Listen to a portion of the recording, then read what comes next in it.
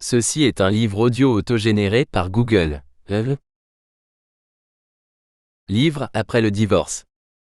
Auteur, Marianne de Beauvais. Première partie. Chapitre 1. Au jour finissant de 5 heures dont l'ombre obscurcit le vaste appartement de l'avenue de Messine, c'est mélancolique, ce désordre qui survit à la fête nuptiale. Dans les salons aux meubles épars, que tout à l'heure animait la rumeur d'une foule parée, et où flotte la poussière des tapis foulés longuement, vont se flétrissant les gerbes de lilas, de lis, de tubéreuses, blanches fleurs d'hyménée ennuagées de tulle. Et leurs parfums violents se font âcres, en s'exaspérant de la chaleur lourde qui épaissit l'air. La salle à manger est en proie aux valets faisant disparaître les reliefs du lunch, et s'efforçant de la rétablir en son aspect usuel pour le repas familial du soir. Là-bas, c'est la chambre vide de la fille qui, au bras de l'époux, vient de s'envoler du nid. Les armoires béantes, les traces de bagages enlevés, la robe blanche et le chaste voile abandonné sur le lit virginal, trahissent la précipitation du départ, ce départ solennel pour le grand voyage à travers la vie. Madame Berthereau, chez qui les légitimes émotions n'abolissent point le sens pratique, si active à enfermer argenterie et bijoux, fourrures et dentelles de prix, rapportés du petit salon où étaient exposés les cadeaux somptueux. Le docteur s'est réfugié dans son cabinet, dont la sévérité professionnelle n'exclut point l'opulence, seule pièce demeurée à peu près en ordre. Là de cette journée de représentation, lui qui jamais au chevet de ses malades ne connaît la fatigue, il s'échoue sur son large fauteuil pivotant, et d'un geste machinal d'homme sanguin, il donne de l'aisance au robuste cou de taureau qu'étrangle depuis des heures matinales la rouge cravate de commandeur. Il n'est pas longtemps seul. Un pas léger, le froufroutement soyeux d'une jupe rose, un baiser mis sur le haut front chauve et bossué. « Eh bien, mon oncle, cela s'est passé à merveille » dit une claire voix de cristal. « Pour eux surtout, qui s'en vont. Et voilà, fillette, qu'à présent il n'y a plus que toi ici. Pas pour longtemps d'ailleurs ton tour va venir, hein ? Oh ! Moi, je n'en suis pas encore là. Pourquoi donc, mon enfant ? J'espère bien qu'au contraire, tu vas bientôt trouver un mari digne de toi. Et il sera chanceux, le coquin. Une jolie fille bonne et gentille comme pas une. » C'est avec des yeux paternels vraiment, que le docteur Berthereau regarde la fille de son frère. N'est-elle pas sa fille en effet, depuis 7 ans ? Et jolie certes, avec ses grands yeux de pervenche éclairant ses traits purs, et sa fraîcheur délicate rendue plus éclatante par le cadre sombre que lui font les légers bandeaux noirs, frêle de corps, bien que forte et saine, grave, douce, froide un peu, telle une vierge de missel. Sans rougeur, paisible, elle répond. « Il n'y a pas de hâte, mon oncle. Je suis très heureuse comme je suis. Jeanne aussi était heureuse, et tout de même la voilà qui nous a faussé compagnie, comme avant elle Hélène ensuite, ce sera toi, les petits s'en vont, et les vieux restent seuls. » Un joli sourire de 20 ans passa sur les lèvres de la jeune fille. « Si je demeurais toujours auprès de vous, qu'est-ce que vous diriez ? Je dirais que tu me prends pour un affreux égoïste. Ta tante et moi nous avons quitté nos parents, comme avaient quitté les leurs nos pères et nos mères. Nos enfants nous quittent, c'est la loi, ma petite Élisabeth. Personne n'a le droit d'aller contre ce qui doit être. Vous avez raison, mon oncle. Il ne faut pas prétendre en remontrer au bon Dieu. » C'est avec un peu de malice qu'elle avait jeté le propos. « Le bon Dieu, grommela le docteur, demi-fâché, demi-plaisant s'il se mêlait de toutes vos affaires, à vous autres dévotes, il n'y suffirait pas. Vous savez bien que je ne suis pas dévote. Pourquoi me taquinez-vous là-dessus ? C'est toi qui me taquines, avec ton bon Dieu. » Mutine, sa nièce le gronda du doigt. Mon bon Dieu. Il n'est pas seulement à moi, mon oncle, mais aussi à vous, que vous le vouliez ou non. Et vous le voulez bien un peu tout de même, puisque ce matin, vous lui avez demandé sa bénédiction pour Jeanne. Voyez donc la petite ergoteuse ? Il riait, mais le savant à tête grise au fond, se sentait vaguement troublé sous ce clair regard pur. Tout d'un coup, redevenu sérieux. Ma chère enfant, reprit-il, tu sais mes idées sur la religion. En avoir ne fait aucun mal aux braves gens ? Vivement, Élisabeth l'interrompit. Et on peut être de braves gens, quoique n'en ayant pas. Témoin le docteur Berthereau, lequel, sans qu'il s'en doute, est même un bon chrétien. Je fais de mon mieux pour être bon tout court, ce qui vaut autant. Mais à quel propos, fillette, cette controverse philosophique ? Câline, elle s'était assise tout contre son oncle sur un siège bas. Lui posant sur ses genoux ses bras ronds et blancs dans les manches courtes de sa toilette de demoiselle d'honneur, et la tête levée, le regardant bien en face. « Vous n'allez pas vous fâcher de ce que je vais vous dire, Hugh ? Est-ce qu'on se fâche jamais, avec toi ? Eh bien, mon oncle, expliquez-moi une chose. Vous n'avez pas de religion, Ma tante non plus. Et non plus mes cousines, depuis leur première communion. Dans la maison, je suis seul à aller à la messe. Étant du gouvernement, mon nouveau cousin doit aussi sentir le fagot. Alors pourquoi Jeanne s'est-elle mariée à l'église ? Pourquoi aussi Hélène, l'année d'après celle où je suis venu chez vous, Toute la bonhomie du docteur Berthelot ne le défendit point d'un léger passage d'humeur, la dissimulant sous le ton de la plaisanterie. Non, mais elle vous pose de ces questions, cette petite ? S'écria-t-il. Tiens, demande-le à ta tante. Et saisissant la diversion qui s'offrait. Ma bonne amie, voilà Élisabeth qui nous reproche d'avoir marié nos filles à l'église. Oh ! Mon oncle. Qui du moins s'en étonne. Elle nous accuse d'hypocrisie. Ma tante, ne l'écoutez pas. Comme c'est mal de me faire dire semblable sottise. Madame Berthelot souriait avec placidité. Le sourire semblait être un attribut inséparable de ce visage rose et dodu entre les coques de cheveux gris. Peut-être bien n'as-tu pas absolument tort, mon enfant ? Reprit le docteur, plus grave. Hypocrisie, non. Mais lâcheté un peu, compromission tout au moins.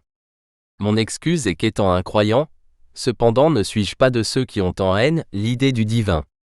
Si Dieu existe, il ne me gêne ni ne m'offense. Et les manifestations dirigées contre lui sont tellement de mauvais goût, que je préfère ne pas m'y associer.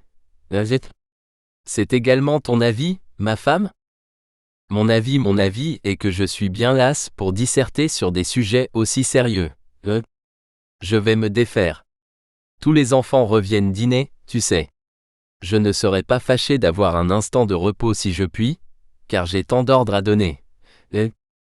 Comme elle était entrée par une porte, par une autre elle sortit, à petits pas vifs de la femme active, malgré l'épaisseur de la ronde silhouette qu'alourdissait encore le somptueux velours dahlia incrusté de vieux points de Venise. Dans l'attendrissement de ce jour de noces, le docteur suivit d'un regard affectueux la compagne fidèle de 30 années de sa vie. Tiens, Élisabeth, en ayant l'air de s'échapper par la tangente, ta tante a dit le mot de la question. Quand on est très occupé comme moi, comme elle, bonne mère de famille, épouse parfaite, ménagère modèle, on en a plein les mains. Et quand on remplit tous ses devoirs bien en conscience, qu'est-ce que Dieu, si Dieu il y a et s'il regarde d'aussi près à chacun de nous, pourrait donc demander de plus à de pauvres humains ?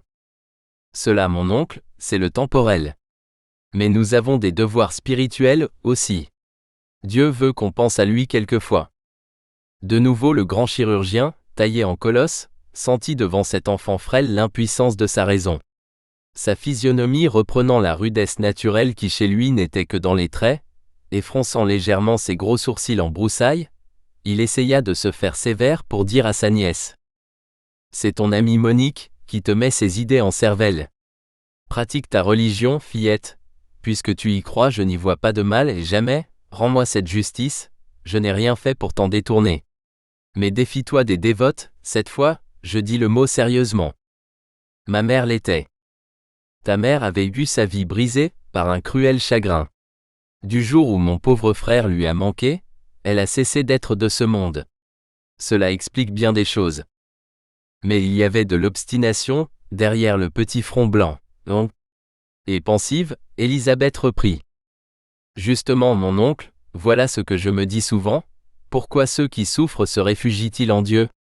Cela semblerait plus logique qu'ils s'en éloignent au contraire, puisque c'est de lui que viennent leurs épreuves.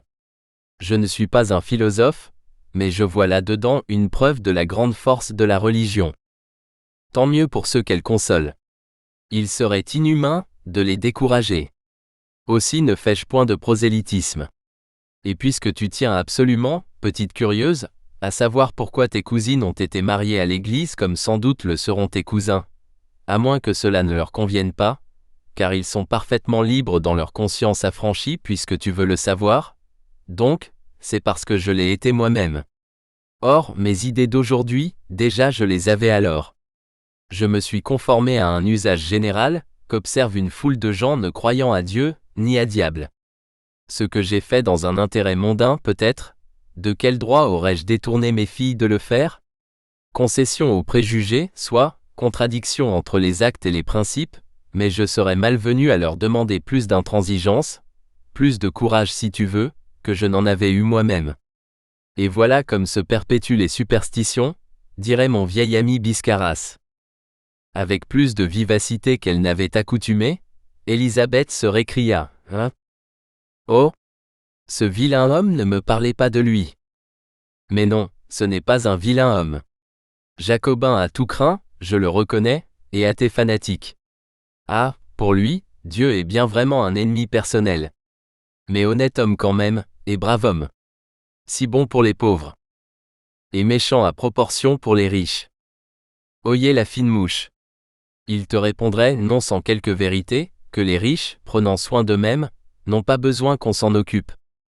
Est-ce une raison pour leur vouloir du mal?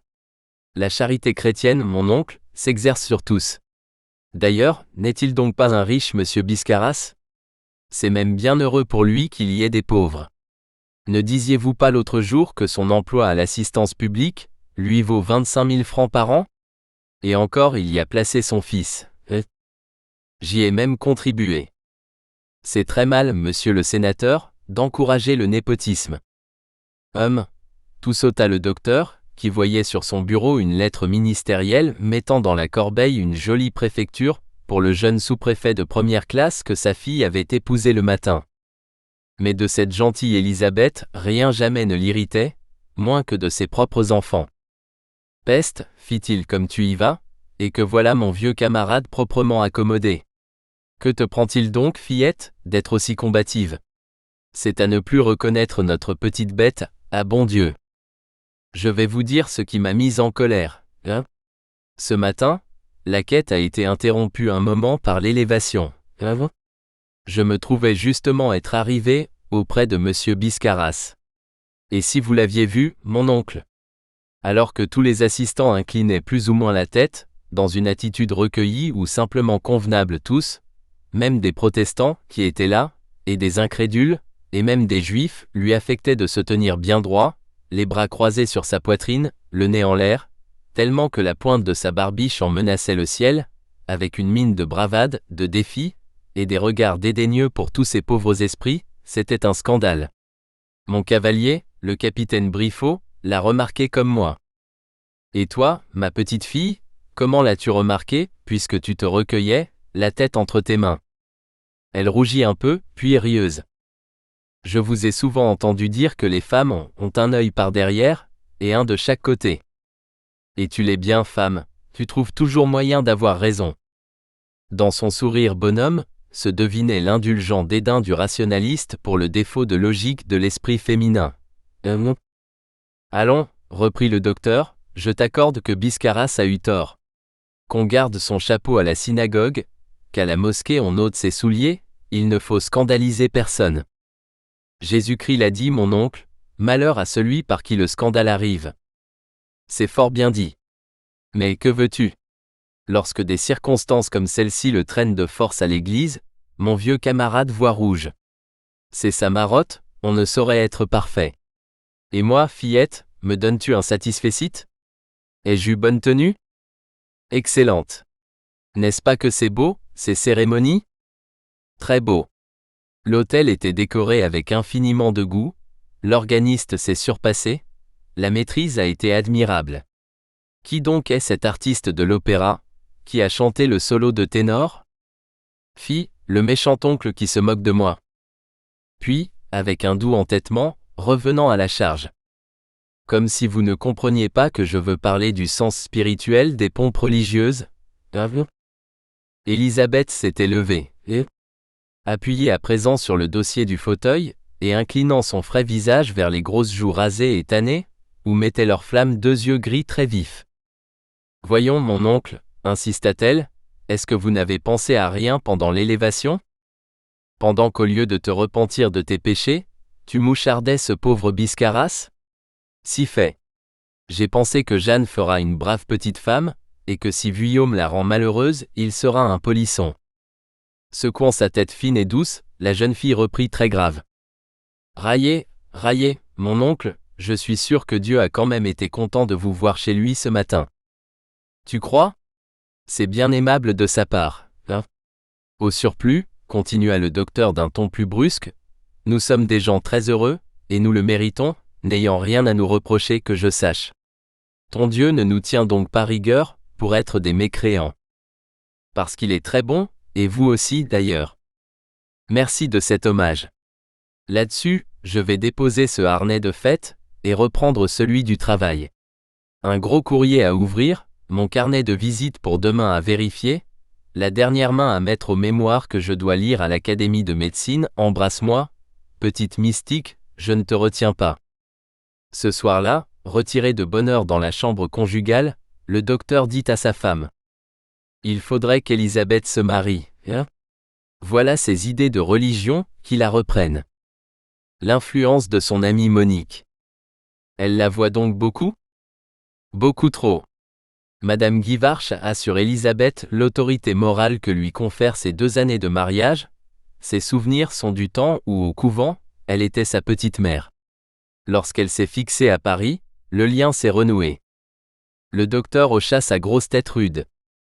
Je n'aime pas cela, Amélie, je n'aime pas du tout cela. Qu'y faire?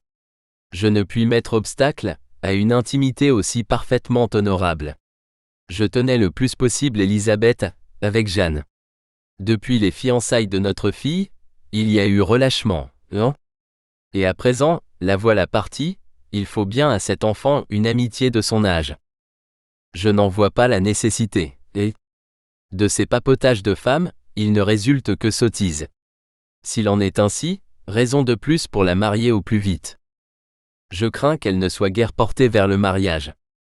Laisse donc la nature est là, ma bonne amie, qui n'a cure de ses imaginations de petite fille. Un bon mari y pourvoira, et 2 ou 3 beaux enfants par-dessus le marché, voilà un dérivatif infaillible pour le mysticisme. Madame Guivarch, cependant. Pour le peu que je la connais, elle me fait l'effet d'une religieuse ratée. Rien n'y a pu. Notre nièce est autrement vivante. Un instant, Madame Berthereau songea. Ne crois-tu pas, Frédéric, que Maurice aurait quelque penchant pour elle? Je n'ai pas remarqué. Je n'y pensais pas non plus. Mais ce matin, les voyant quêter ensemble, cette idée m'a frappé qu'ils feraient un joli couple. Et cela m'est revenu que ces derniers temps, il s'occupait passablement d'Élisabeth. Ton neveu est un très gentil garçon. Seulement, rien que sa solde et peu de choses à attendre après ses parents. Elle a des goûts sérieux et simples. Voilà qui est bientôt dit, et on croit cela. Et puis quand on se trouve aux prises avec les difficultés de l'existence, elle a été élevée ici sans qu'elle s'en doute. Elle y a contracté certaines habitudes, elle ignore le prix de l'argent. De très bonne foi, elle s'embarquerait dans une existence besogneuse, et nous serions responsables de ses désillusions. Comme toujours avec l'époux très révéré, Madame Berthereau opina du bonnet. Aussi, reprit-il pour tout dire, cela me déplairait que la fille de mon frère, et de qui nous avons fait notre 5e enfant, fût établie dans des conditions trop mesquines en comparaison avec les nôtres, qu'elle est habituée à considérer comme ses sœurs. Je reconnais bien là tes sentiments si délicats. Moi pareillement, je souhaite la voir bien mariée. Il faudrait lui trouver un jeune médecin distingué que tu patronnerais un fonctionnaire d'avenir, comme Gaston ton influence, c'est une dot. Soit. Mais au département de la guerre précisément, elle est à peu près nulle. Non, un mariage avec Maurice ne serait admissible que si nous pouvions faire un sacrifice pour la petite. Madame Berthereau aimait fort sa nièce, mais elle était mère. Donnant l'approbation mitigée, qui était sa forme de contradiction la plus hardie. Assurément, dit-elle, si nous pouvions mais la dot de Jeanne après celle d'Hélène Georges et Marcel qui n'ont pas encore leur position faite. Sans doute bas. l'enfant est joli, il y a encore des hommes qui préfèrent cela à un sac d'écus. Le grand chirurgien professait l'optimisme des gens heureux. Fin du chapitre 1. Chapitre 2. Heureux, le docteur Berthelot l'était, et il se glorifiait d'y avoir pris de la peine. À considérer le bonheur par les côtés purement positifs, véritablement en effet, le sien était son œuvre. Rude et inlassable travailleur, sobre, patient, tenace, donnant tout de soi, cœur, intelligence, énergie au labeur qu'il aimait, sa situation de grand opérateur s'était fondée sur un solide savoir servi par une habileté de main peu commune. Parvenu à la tête du corps médical, il avait été envoyé au Sénat par les républicains de gouvernement de son département Picard.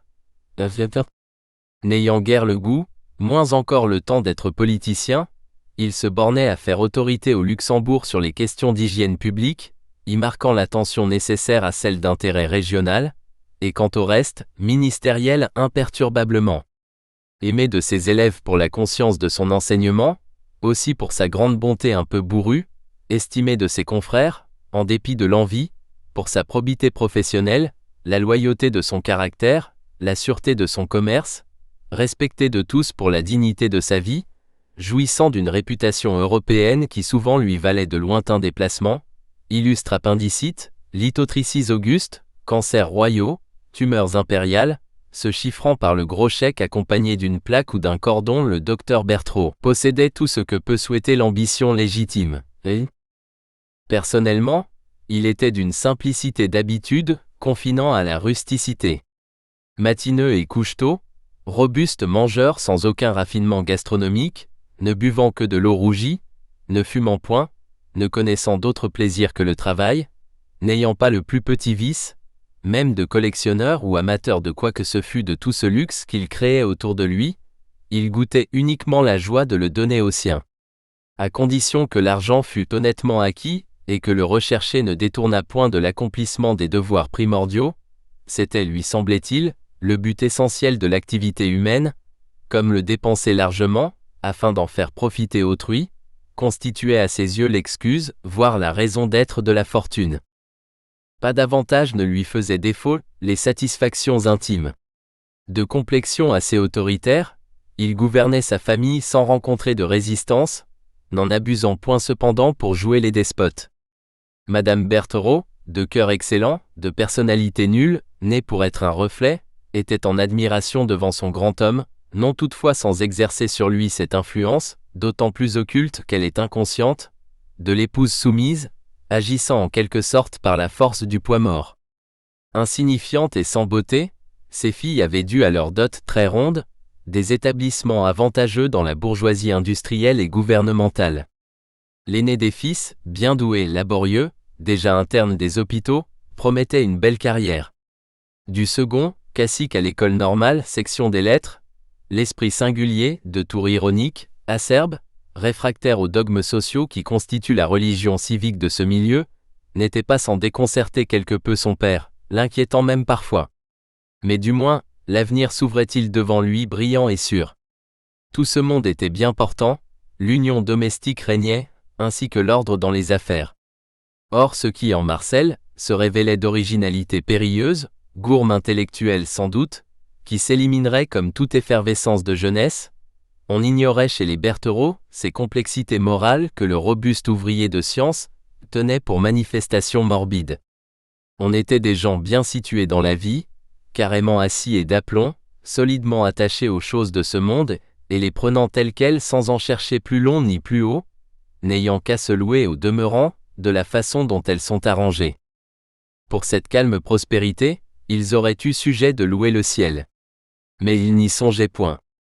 Chez le père, ce n'était pas cet athéisme doctrinaire et agressif dont il se gardait comme d'une infraction à la loi de tolérance, une tolérance faite plus d'indifférence que de charité, mais le matérialisme serein du physiologiste, qui n'ayant jamais rencontré sous son bistouri, l'organe nommé âme, n'a désir ni loisir de le chercher ailleurs.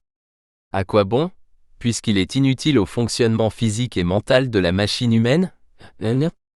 Pour le reste, sa droiture native l'ayant toujours incliné vers les bonnes actions et détourné des tentations mauvaises, ce lui était assez de se savoir honnête homme, sans qu'il fût curieux de la source intangible où se puise la distinction du bien et du mal, la conception de l'honneur, le sentiment de la bonté, et l'esprit de sacrifice, et l'instinct de justice et la lumière d'amour.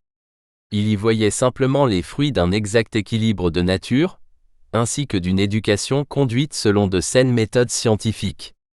Tout l'édifice moral lui semblait fondé avec une solidité suffisante sur le principe de l'échange, ce qu'on doit à autrui, c'est afin qu'autrui vous le doive, toute vertu ainsi abaissée au rang vulgaire de simples rouages sociaux. Et par ainsi tenait-il la culture de l'idéal pour pernicieuse autant qu'oiseuse, comme propre à fausser les données de la vie, à engendrer des chimères, à produire une déperdition des forces vives de l'homme au regard des besognes concrètes. Issue d'un milieu de sec et froid positivisme, elle était la fille du chimiste Vergniaud de l'Institut. Depuis longtemps, Madame Berthoreau avait tout oublié des premiers enseignements chrétiens qu'on lui avait donnés, dans un esprit de vague déférence pour des traditions surannées tombées à l'état d'usage, que répudie la supérieure raison masculine, mais encore convenable peut-être à la faiblesse du cerveau féminin. Absorbée en ses devoirs temporels et ses affections paisibles, elle ne ressentait nulle velléité d'intérêt pour les abstractions en général, ni pour rien qui fût extérieur au rayon intellectuel de son mari. De même que ses parents lui avaient fait faire sa première communion, elle l'avait fait faire à ses enfants, et pour le même motif vulgaire. Mais depuis lors, fermés à des idées absentes de leur berceau, auxquelles leur entourage était étranger, voire hostile, ceux-ci avaient grandi dans une insouciance absolue des choses du divin.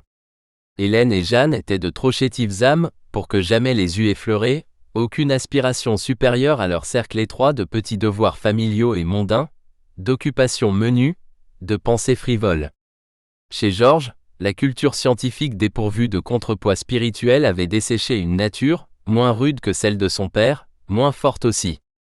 D'essence plus subtile, Marcel subissait profondément l'intoxication de cette intellectualité aiguë qui, sans le frein moral, mène grand train à l'anarchisme. Seul de la famille, se trouvait-il ainsi affranchi de cette mentalité épaisse et vulgaire de la bourgeoisie arrivée. S'il ricanait aux idées séculaires, il ne respectait pas davantage le dogme jacobin. Par cette tangente, il s'évadait de l'orbite paternelle, de quoi le docteur commençait à éprouver un assez vif déplaisir. Tel était le terrain, combien peu favorable au développement logique de sa nature si différente, ou à cet âge transitoire qui de l'enfant commence à dégager la jeune fille, le destin avait transplanté l'orpheline, dont le docteur et Madame Berthoreau avaient fait comme leur dernière-née. De son père, Élisabeth ne conservait que la mémoire, estompée dans les brumes du recul, d'un bel homme très bon, avec de l'or sur un uniforme éclatant. D'un jour surtout où, après l'avoir embrassé plus fort que de coutume, il était parti à cheval un jour où sa mère avait beaucoup pleuré. Ensuite, une lacune dans ce petit cerveau de 4 ans. Puis les larmes de nouveau étaient entrées dans la maison, des larmes plus éperdues, plus désespérées. On l'avait habillé de noir, on lui avait dit que son père était au ciel, que jamais il ne reviendrait. De ce jour-là, elle ne vit plus sa mère sourire. La balle prussienne qui avait foudroyé glorieusement le brillant chef de bataillon des grenadiers de la garde, avait atteint sa veuve aux sources vives d'un frêle organisme. Réduite, outre le revenu de sa dot réglementaire, à sa modique pension, augmentée d'un bureau de tabac de maigre rapport, Madame Charles Berthoreau avait quitté Versailles pour se fixer à Morlaix, son pays d'origine. Lentement, la maladie de cœur avait exercé ses implacables ravages, et 10 ans plus tard, une crise d'asystolie l'emportait, sans qu'eussent réussi à conjurer le mal, la science et le dévouement de son beau-frère accouru auprès d'elle. Du moins eut-elle la consolation suprême de savoir que sa fille, tout ce qu'elle regretterait d'ici-bas, trouverait affection et sollicitude chez l'oncle et tuteur, qui en fit à la mourante solennelle promesse le bonheur même, peut-être, qu'elle eût été sans doute impuissante à lui donner. Il semblait en effet que, parfaite au déchirement de son petit cœur très tendre, la fillette gagna à ce bouleversement d'existence. Tant qu'elle eût aimé sa mère et en eût été aimée, entre cette valétudinaire neurasthénique, vieillie avant l'âge, noyée dans un deuil éternel, et l'enfant saine, vivace, chez qui une précoce gravité, née de la tristesse ambiante, n'étouffait point cependant l'ardente sève de jeunesse entre elles. Cette intimité morale n'avait pu exister qui fait vraiment la force des liens du sang. Au sortir d'une enfance retirée et morose, la joie de vivre bientôt eut raison de son chagrin. Il s'atténua, puis passa, laissant place à un souvenir attendri. Nous espérons que vous avez apprécié cet aperçu. Pour continuer à écouter ce livre audio sur Google Play Livres, utilisez le lien dans la description de la vidéo.